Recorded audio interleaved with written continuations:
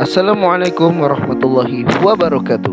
Sebelum kita simak video berikut ini, jangan lupa untuk like dan subscribe channel YouTube ini agar kami semakin bersemangat untuk membuat konten bermanfaat ke depannya. Seseorang yang dianggap lemah seringkali menjadi target bully. Dalam kegiatan sehari-hari, orang yang dibully akan merasa kesulitan dalam mempertahankan dan melindungi dirinya sendiri. Lantas, apa yang membuat seseorang melakukan bullying dan bagaimana cara mencegahnya? Maka dari itu, mari kita simak pembahasan tentang bullying pada video berikut ini. Pengertian bully. Bully adalah tindakan agresif yang biasanya dilakukan seseorang untuk mengintimidasi atau mendominasi orang lain yang dinilai lebih lemah. Perilaku penyimpangan sosial ini dapat terjadi di mana saja, mulai dari lingkungan sekolah hingga lingkungan kerja. Menurut American Psychological Association, pengertian bullying adalah suatu bentuk tindakan agresif yang dilakukan seseorang dengan sengaja dan berulang kali dengan tujuan untuk melukai atau mengakibatkan ketidaknyamanan pada orang lain. Bullying adalah tindakan penindasan yang seringkali dilakukan secara berkelompok.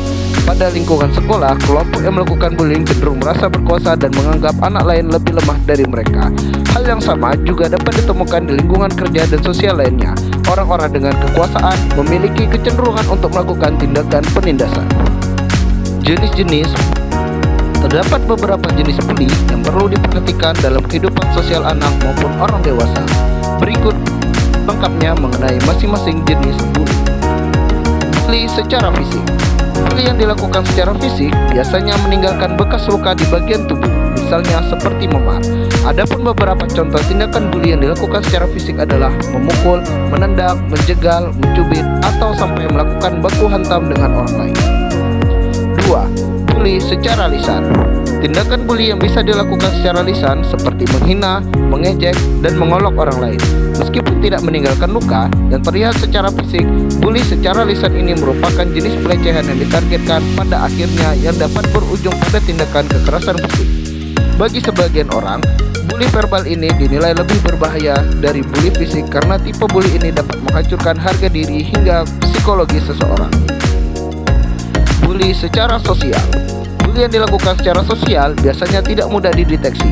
Maka dari itu, jenis bully ini sering dikenal sebagai penindasan terselubung.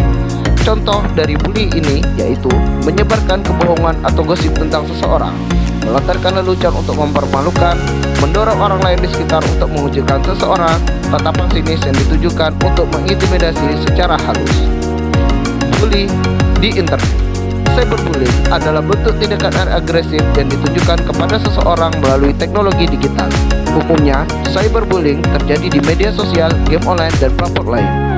Contoh dari cyberbullying misalnya mengirimkan teks, email, gambar, atau video yang isinya mengejek, mengancam, bernada kasar, atau berbau agresif dan seksual. Mengucilkan seseorang dalam lingkungan pertemanan online dengan sengaja, menyebarkan kebohongan atau aib tentang seseorang di media sosial, meniru orang lain dengan menggunakan foto dan informasi pribadi mereka, hingga mengunggah klip pribadi tanpa konsen dengan tujuan mempermalukan seseorang.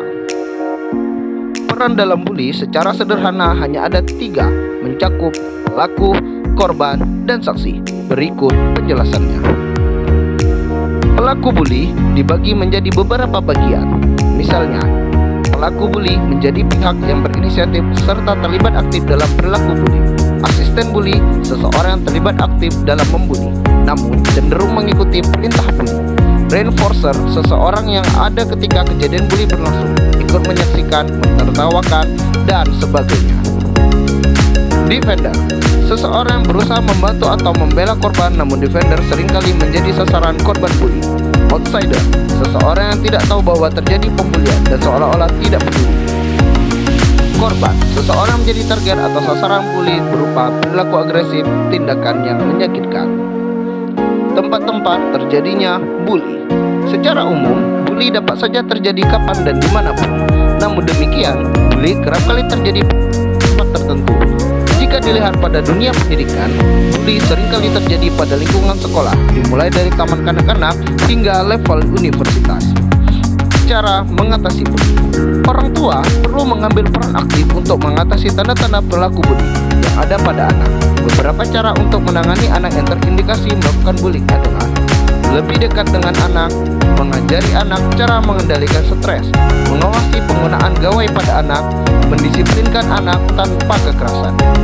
Orang tua dapat mendisiplinkan anak melalui cara-cara yang positif, seperti membiasakan anak-anak dengan keteraturan atau rutinitas. Misalnya, memberikan tambahan kegiatan olahraga atau kegiatan-kegiatan yang mampu menghindarkan mereka dari kebiasaan yang negatif. Kemudian, dapat juga dilakukan dengan cara menjelaskan kepada anak mengenai konsekuensi dari kesalahan yang dibuat atau memberikan pujian atas perilaku baik anak.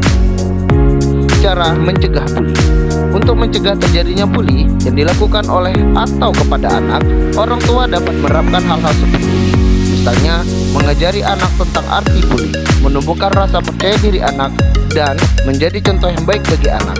Adapun penjelasan selengkapnya bagaimana cara mencegah bully adalah: 1. Mengajari anak tentang bully. Yang kedua, membangun rasa percaya diri pada anak. Yang ketiga, menjadi contoh yang baik kepada anak. Demikian penjelasan tentang bully dari kami. Jangan lupa like dan subscribe untuk terus mendukung channel kami. See you!